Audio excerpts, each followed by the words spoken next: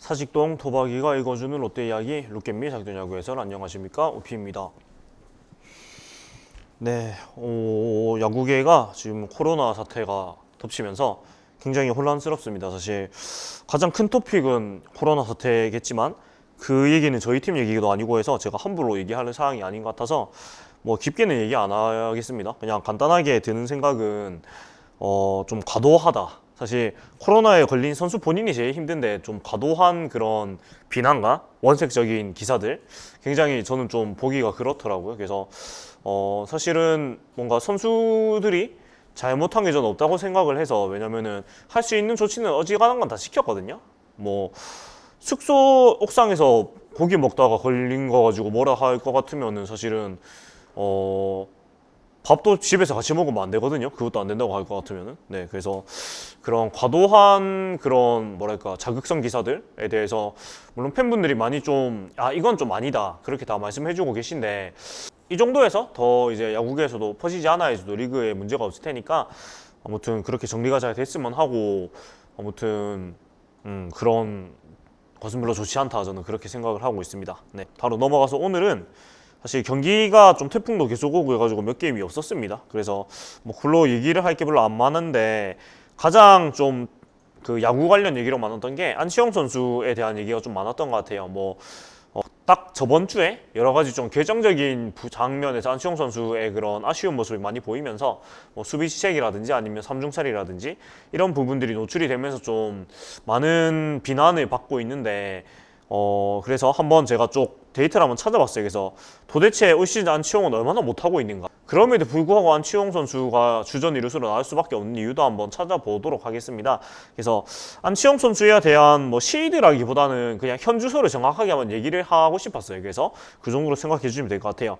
일단 기사들을 쭉 보자면은 1위 현재 86경기, 타율 2할 7푼, 출루율 3할 3푼 4리, OPS 7할 2푼에 수비 실책 10개, 수비율 9할 7푼 5리를 기록 중이고, 10개 구단 이루수 중에 공격과 수비 지표 모두 하위권이다. OPS는 이루수로 100타석 이상 소화한 선수 중에 9위, 실책은 이루수 중에 가장 많다. 수비율은 이루수로 300이닝 나온 선수 중에 11위다 할 정도로 사실 공수 양면에서 우리가 기대했던 모습보다는 굉장히 아쉬운 모습을 많이 보이고 있는 게 사실이에요. 그리고 또 그 큰 규모의 FA 계약을 맺었기 때문에 그런 부분에서 더 자유롭지 못하다고 볼 수가 있는데, 조금 더 뭐 기록을 더 살펴보자면은 82경기에 출장을 해서 356타석 동안 319타수, 36득점, 86안타, 2루타 22개, 홈런 4개, 타점 35개, 도루 14개, 도루 실패 3개, 보이넷 27개, 사구 5개, 삼진 39개, 병사 8개, 희생타 3개, 희생플라이 2개, 뭐 이런 기록을 보이고 있고, 그래서 슬래시 라인이 타율 2할 7푼, 출루율 3할 3푼 4리, 장타율 3할 7푼 6리, OPS 7할 1푼 1리고, WRC 플러스, 소위 이거를 우르크라고 부르는데, 이제 100이 넘어야지 동 포지션 기준으로 이제 타격이 더 좋다는 얘기인데, 현재 84.7의 기록을 하고 있습니다.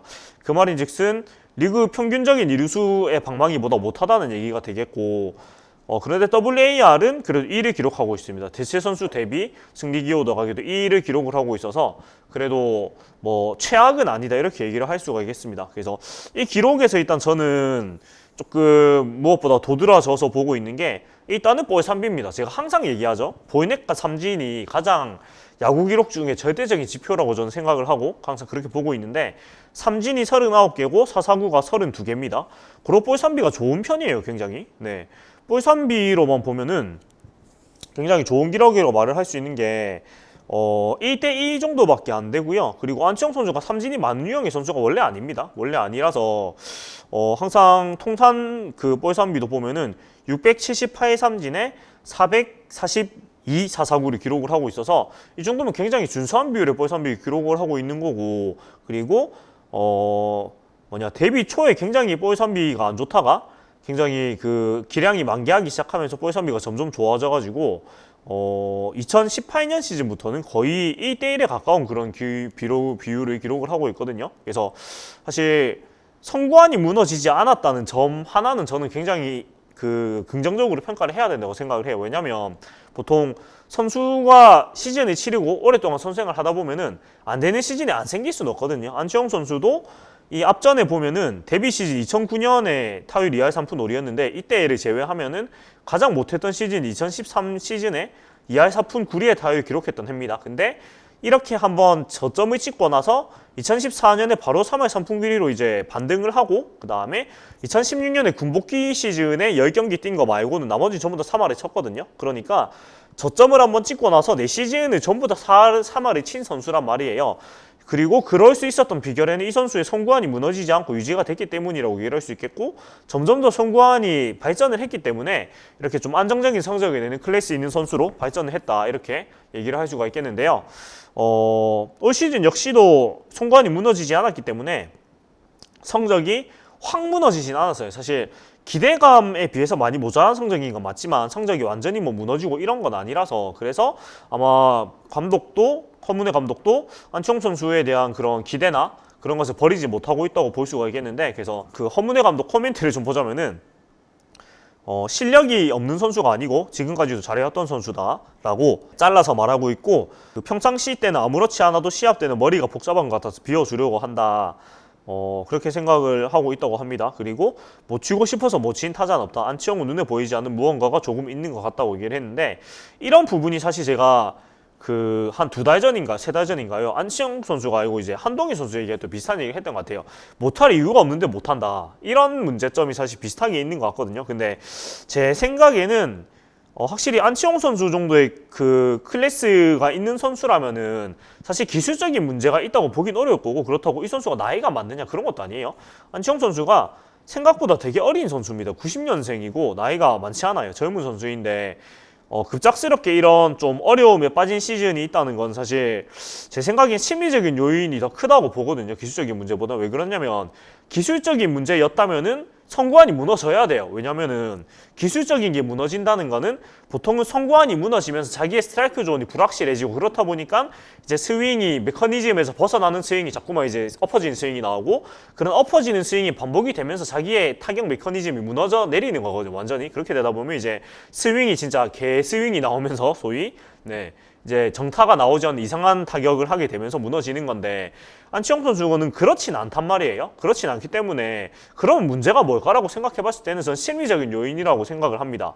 일단은 FA 시즌이라는 FA 선수라는 그 부담감이 굉장히 크게 작용을 하는 것 같고 일단 부산 생활이 처음인 것도 크게 작용을 하는 것 같고 그 다음에 본인이 FA 계약 자체를 2+2 계약으로 했기 때문에 반드시 무언가를 보여줘야 한다는 그 부담감이 굉장히 크다고 저는 느끼거든요. 그래서 그 자이언츠 TV에서 퇴근길에 인터뷰하는 거 보면 항상 안치홍 선수가 좀 주눅 들어 있다고 해야 되나? 굉장히 좀 다운돼 있는 듯한 모습을 많이 보이고 원래 좀 낯을 가리는 스타일의 선수라고는 하지만 좀 뭐랄까 올 시즌 내내 좀 밝은 모습을 보지를 못한 것 같아요. 그런 면에서 굉장히 자기가 심적으로 부담을 너무 많이 가지고 있다는 생각이 들고 그것을 잘 극복하지 못하고 있다는 생각이 들어요. 그렇다 보니까 이제 감독 입장에서도 이 선수에 대한 믿음을 이제 저버리게 되면은 이러나 저러나 우리는 내년까지 이 선수를 써야 된단 말이에요. 고액을 준 FA 선수이기 때문에. 근데 지금 믿음을 저버리면은 더욱더 이제 반등할 수 없다고 생각을 하기 때문에 기용을 할 수밖에 없는 것 같아요. 왜냐면 안치홍 선수 외의 이루수를 기용을 했을 때 과연 더 우리가 좋은 결과값을 얻을 수 있느냐. 사실 그것이 쉽지가 않은 게 제일 큰 문제거든요. 그래서 안치홍이 아니라면 누가 이루수로 나와야 할까라고 질문을 던졌을 때 지금 1군에서 뛰고 있는 선수 중에는 옵션이 한 3개 정도밖에 안 나옵니다. 신봉기, 오윤석, 김동환인데 이 선수들의 시즌 기록 한번 살펴보도록 할게요.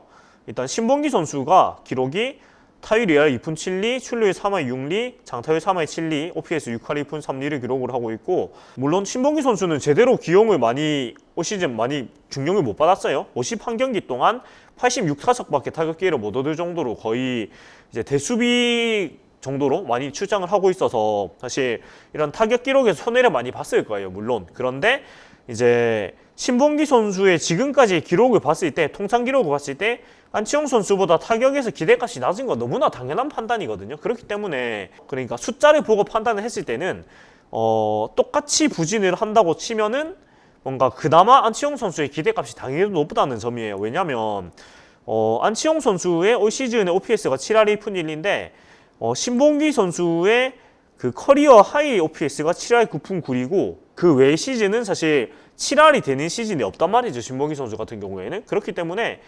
이거는 조금만 생각을 해보면 사실은 안치홍 선수가 우리의 기대치에 비해서 많이 못하고 있는 건 사실이지만 대안에 비해서 나을 수밖에 없기 때문에 쓰고 있다는 결과가 나오고, 그리고 또 하나의 내야수 옵션인 오윤석 선수 같은 경우에도 올 시즌 2할 8푼 8리, 3할 9푼 1리, 3할 3푼 9리의 슬래시 라인 보이고 있고 7할 3푼의 OPS 보이고 있는데, 사실 표본이 굉장히 작아요. 오윤석 선수도 25경기에 69타석을 소화했을 뿐이기 때문에 일단 표본도 좋고 중간에 부상도 있었고 해서 뭔가 대안으로 생각할 수도 없었고요.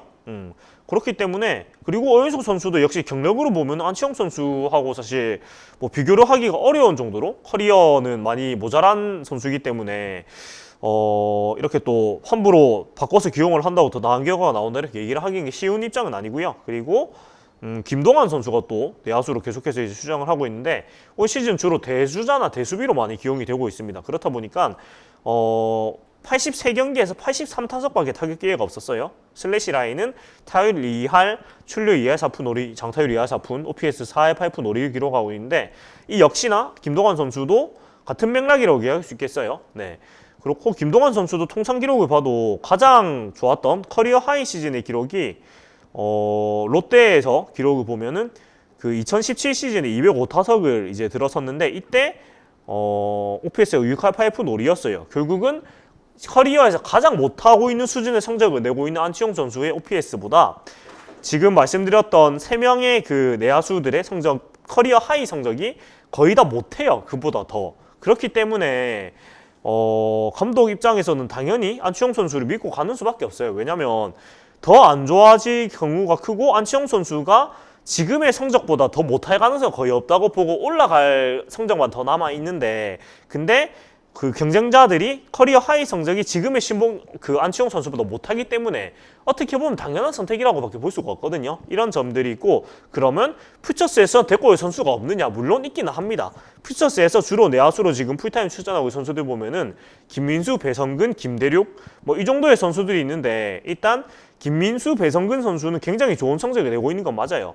배성근 선수 같은 경우에는 49경기에서 147타석 들어가가지고 지금 2할 9푼 4리의 타율, 그리고 3할 5푼의 출루율, 3할 9푼 6리의 장타율을 기록하고 있습니다. 퓨처스에서. 그래서 거의 뭐 지금 7할 5푼 정도 되는 OPS를 기록을 하고 있고 나쁘지 않아요, 성적이. 그런데 일단 이 선수 같은 경우에는 우리 팀에서 그 내야의 핵심 자원으로 분류를 해놓고 올 시즌 같은 경우는 아예 퓨처스에서 경험을 쌓게 해가지고 1000명을 하고 시작을 했어요, 시즌에. 그래서 이 선수가 그러니까 1군 백업으로 올라와서 그렇게 활약을 하는 것보다 2군에서 풀타임을 뛰면서 자기의 그런 풀타임 노하우나 기량을 조금 더 쌓는 데 주목을 둔 시즌이기 때문에 이 선수들을 콜업하는 올 시즌 구상이 없습니다. 없고, 그리고 항상 제일 많이 얘기가 나오는 김민수 선수 같은 경우에도 올 시즌 성적을 보면 52게임 189타석에서 3할 4푼 4리의 타율, 4할 3푼 8리의 출루율, 5할 4푼 5리의 그 장타율 기록하고 있고 홈런이 9개예요. 굉장히 좋은 성적 기록하고 있죠. OPS가 거의 18에 육박하고 있습니다. 굉장히 좋은 성적인데, 이 선수도 마찬가지로 미래의 내야 핵심 자원으로 보고 있기 때문에 퓨처스에서 확실히 한 시즌을 뛰고 자기 기량을 자리 잡게 하고 나서 이제 1군에서도 단순한 대타 대수비 이런 역할이 아니고 한 경기를 온전히 책임질 수 있는 그런 선수로 키우는 시즌이란 말이죠. 그렇기 때문에 올리지를 않는 게 올 시즌의 계획입니다. 그렇고 또 김대륙 선수가 백업으로 있긴 합니다만은, 김대륙 선수 같은 경우에는 지금 47게임 143타석 2할 6푼 6리, 출루율 3할 8푼 3리, 장타율 3할 3푼 1리 기록하고 있는데, 이 선수 역시도 사실 1군에 올랐을 때 주전보다는 내야 백업이 결국 돼야 되는 선수인데, 내야 유틸리티 백업 역할이라면 신봉기 선수보다 더 낫다고 말할 수는 없거든요. 그렇기 때문에 고로 답답한 거는 저도 답답하고 여러 가지로 답답한데, 안치홍 선수를 믿고 가는 거 말고 딱히 선택지가 없는 게 사실입니다. 그렇기 때문에 무작정 그 안치홍 선수에 대한 그런 신뢰를 비난을 할 수가 없는 입장으로 저는 생각을 하고, 그리고 작년에 우리 팀 이루수를 생각해보면은 마땅히 그 해결책이 없다는 걸 우리가 알 수 있는 게, 작년에 아수아의 오윤석, 강로한 선수가 주로 이제 이루수로 나왔는데 이 선수들이 결국 돌아와서 나오면서 다 고만고만한 성적을 냈습니다. 그렇기 때문에 사실은 안치홍 선수가 없었으면은 결국은 우리가 강로한 선수가 외야 전형이 아예 안 됐을 수도 있고 그런 상황인데, 아무튼 현재의 안치홍 선수보다 안치홍 선수가 없었다면은 지금 뛰는 그 누군가의 이루수가 더 좋은 성적이 과연 냈을까? 저는 아니라고 생각을 하거든요. 물론 FA로 거액을 줬기 때문에 돈값을 못한다 이런 비난은 솔직히 저는 할 말이 없다고 생각을 하지만 근데 안치홍 선수보다 현재로서 더 나은 대안이 과연 우리 팀에 있느냐라고 생각을 하면 그건 저는 아니라고 본단 말이에요. 그렇기 때문에 뭐랄까 안치홍 선수가 자신감을 찾고 뭔가 자신의 그런 페이스를 찾기를 바라는 수밖에 사실 없는 것 같아요. 그렇기 때문에 딱히 뭐 체력적인 문제가 있다 이렇게 보기도 좀 어려운 상황인 것 같고 그래서 뭐 그렇습니다. 그래서 한마디로 요약을 하자면은 답답하지만 대안이 안치홍 선수보다 나은 대안이 현재로서는 없다 이렇게 얘기를 드릴 수 있겠고 이 얘기를 듣고 약간 그러면은 안치홍 선수를 안 데리고 왔으면 전병우 선수를 트레이드하지 않았지 않겠느냐라고 말씀하실 수도 있어요. 그럴 수도 있긴 한데 그거는 사실 결과론이거든요. 전병우 선수가 작년 시즌에 그 처참했던 성적을 보면은 과연 이 선수가 우리 팀에 있었다면은 안치홍 선수가 안 왔다고 해서 내야에서 기회를 과연 받았을까? 그거는 저는 솔직히 쉽지는 않았다고 보고 있거든요. 그렇기 때문에 전병우 선수 같은 경우에는 전 트레이드를 잘했다고 생각을 하고 그리고 반대급부로 받아온 추지현 선수가 8월에 들어가지고 이제 반등을 하면서 우리 팀에서 기대했던 그런 미래 외야 자원으로서 역할을 지금 많이 보여주고 있거든요. 네, 그런 면을 봤을 때는 뭐랄까 그 트레이드에 대한 것도 뭔가 무턱대고 잘못된 트레이드다 얘기를 할 수가 없는 것 같아요. 어차피 우린 추지현 선수의 미래를 보고 데리고 온 선수니까 네 그렇다고 생각을 합니다.